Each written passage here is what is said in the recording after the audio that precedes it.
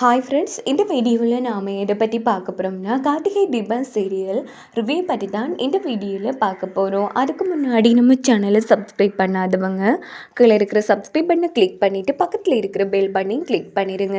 இங்கே பார்த்தோன்னா நம்ம அபிராமி ஹாஸ்பிட்டலில் அட்மிட் பண்ணிடுறாங்க. ஸோ அவங்களுக்கு பயங்கரமாக ட்ரீட்மெண்ட்லாம் நடந்துகிட்ருக்கு.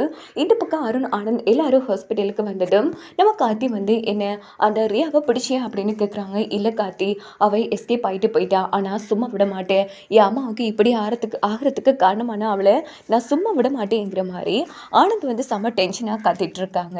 இங்கே பார்த்தோம்னா அருணாச்சலம் அழுதுட்ருக்காங்க. அப்போது தீபா எல்லாரும் சேர்ந்து ஆறுதல் பண்ணுறாங்க.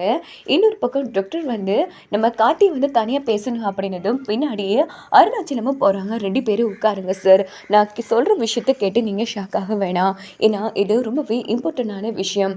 அவங்களுக்கு 1 குண்டில் 2 குண்டில் 3 குண்டு அடிப்பட்டிருக்கு. அதுவும் வயிற்றில் கொண்டு ஆழமாக போனதால் அவங்க பொழைப்பாங்களாங்கிற சந்தேகமே வந்துருச்சு.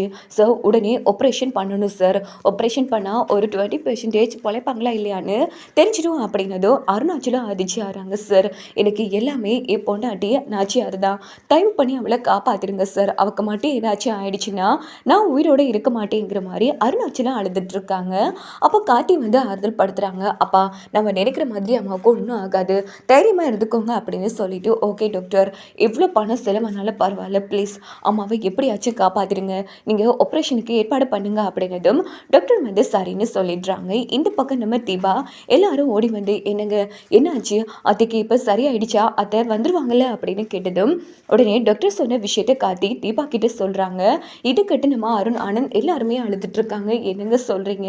ஆமாம் தீபா, அம்மாவுக்கு உடனே ஆப்ரேஷன் பண்ணணுமா, அது கூட ஒரு 20% தான், அவங்க பொழைப்பாங்களா இல்லையான்னு இருக்கா அப்படின்னதும் நம்ம தீபா ரொம்ப ஃபீல் பண்ணி அழுதுட்டு இருக்காங்க. தீபா, பாத்தியாம்மா, உன் அத்தை யாருக்கு கெடுதல் பண்ணதே இல்லைம்மா, அவளுக்கு இப்படி நேர்ந்துருச்சு, இங்கே பாருங்கடா, நான் ஒன்று மட்டும் சொல்கிறேன், என் அபிராமிக்கு மட்டும் ஏதாச்சும் ஆயிடுச்சுன்னா சத்தியமாக நான் உயிரோடு இருக்க மாட்டேன் அப்படின்னு அருணாச்சலம் அழுதுட்டு இருக்காங்க. அப்பா, நீங்களே எப்படி பேசினா எப்படிப்பா, அம்மாவுக்கு ஒன்றும் ஆகாதுப்பா, வளம்பு போல் அம்மா நம்ம வீட்டுக்கு வந்துடுவாங்கங்கிற மாதிரி அருண் ஆனந்த் சமாதானப்படுத்துகிறாங்க. இங்கே பார்த்தோன்னா நம்ம தீபா என்ன பண்ணுறாங்கன்னா, உடனே இங்கே பாருங்கள், நீங்கள் நினைக்கிற மாதிரி அத்தைக்கு எதுவுமே ஆகாது, அதே மாதிரி அத்தைக்கு நல்லபடியாக ஆப்ரேஷனும் முடிச்சிடும், நான் இப்போவே கோவிலுக்கு போகிறேன், இங்கே பாருங்கள், அந்த கடவுள் நம்மளை காப்பாற்றுவாருங்க, கடவுள் கைவிட மாட்டார் அப்படின்னு சொல்லிட்டு தீபா என்ன பண்ணுறாங்கன்னா நேராக கோவிலுக்கு கிளம்புறாங்க.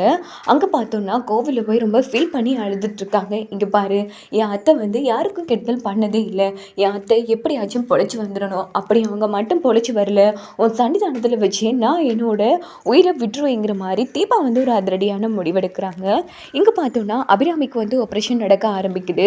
ஸோ நம்ம தீபா கூட மீனாட்சியும் சேர்ந்து கோவிலுக்கு வந்திருக்காங்க. தீபா, என்ன பண்ணுறது தீபா, கவலைப்படாதீங்கக்கா, நான் இப்போ பண்ண போகிற வேண்டியதில்லை, கண்டிப்பாக அத்தையோட உடம்பு சரியாயிடும் அப்படின்னுட்டு அந்த அங்கே இருக்கிற சாமியார்கிட்ட கேட்குறாங்க. சாமி, என் அத்தை உயிருக்கு போராடிட்டு இருக்காங்க, தயவு பண்ணி என் அத்தை பொழைக்கணும் சாமி, ஏதாச்சும் பரிகாரம் இருந்தால் சொல்லுங்கள், கண்டிப்பாக நான் பண்ணிடுறேன் அப்படின்னதும் உடனே அந்த சாமியார் கடுமையான பரிகாரங்கள் சொல்லிட்டு இருக்காங்க. இங்கே பாருமா, உப்புக்கல் போட்டு கோவிலை வளைச்சி 3 தடவை நீ வளைச்சி வரணும் கோவிலை அப்படின்னு சொன்னதும் உடனே தீபாவும் சரின்னு சொல்கிறாங்க. அடுத்தது மிக கடுமையான விரதமா, இங்கே பாரு, ஆணி செருப்பு போட்டு நடக்கணும் அப்படின்னதும் தீபா அதுக்கும் சரின்னு சொல்கிறாங்க. தீபா, இதெல்லாம் உன்னால் முடியாது தீபா, முடிவுக்கா, என் அத்தை உயிரோட வாரத்துக்கு என் உயிரை கூட நான் பணையம் வைப்பேங்கிற மாதிரி தீபா சொல்லிட்டு இருக்காங்க.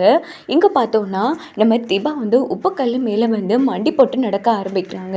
இதை பார்த்து மீனாட்சி ரொம்ப ஃபீல் பண்ணி அழ ஆரம்பிக்கிறாங்க. இல்லை, அத்தையை விட இது ரொம்ப கொடுமையாக இருக்கே, இந்த விஷயத்த காத்திக்கிட்ட சொல்லலாம் அப்படின்னுட்டு காத்தி, தீபா அத்தை உயிர் பொழைக்கணுங்கிறதுக்காக கடுமையான வேண்டுதல் பண்ணுறான். காத்தி, நான் என்ன சொன்னாலும் கேட்கவே மாட்டேங்கிறா, ப்ளீஸ் உடனே கிளம்பி கோவிலுக்கு வாங்க அப்படின்னதும் கார்த்தி அப்பா, அண்ணா, அம்மா பார்த்துக்கோங்க அப்படின்னுட்டு உடனே கோவிலுக்கு வராங்க. இங்கே பார்த்தோன்னா தீபா உப்புக்கல் மேலே நடந்து போயிட்டுருக்காங்க. இதை பார்த்து கார்த்தி அதிர்ச்சி ஆகி, தீபா என்னங்க பண்ணிகிட்ருக்கீங்க அப்படின்னு கேட்டதும் நான் சொல்ல எதுவுமே கேட்கவே மாட்டேங்கிறா அப்படின்னு மீனாட்சி ஒரு பக்கம் ஃபீல் பண்ணுறாங்க. ஒரு வழியாக உப்புக்கல் வேண்டுதலையும் முடிச்சிடுறாங்க. அதுக்கப்புறமா நம்ம கார்த்தி இங்கே பாருங்கள், அந்த கடவுள் அம்மாவை காப்பாற்றணுன்னா கண்டிப்பாக காப்பாற்றுவார், நீங்கள் எதுக்குங்க உங்களை அவங்கள கஷ்டப்படுத்திக்கிறீங்க.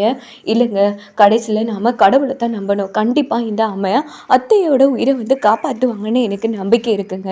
நான் வேண்டுதலை முடிச்சு தான் ஆகணும் அப்படின்னு சொல்லிட்டு ஆணி மாட்டா போடுறாங்க. இதை பார்த்து கார்த்தி வந்து ரொம்ப ஃபீல் பண்ணுறாங்க. பாத்தியா கார்த்தி, அத்தைக்காக என்னெல்லாம் பண்ணுறான்னு எனக்கு ரொம்ப கஷ்டமாக இருக்குது கார்த்தி. சரி விடுங்க, அவ திருப்திக்கு பண்ணட்டும் அப்படின்னு கார்த்தி வந்து பார்த்துட்ருக்காங்க.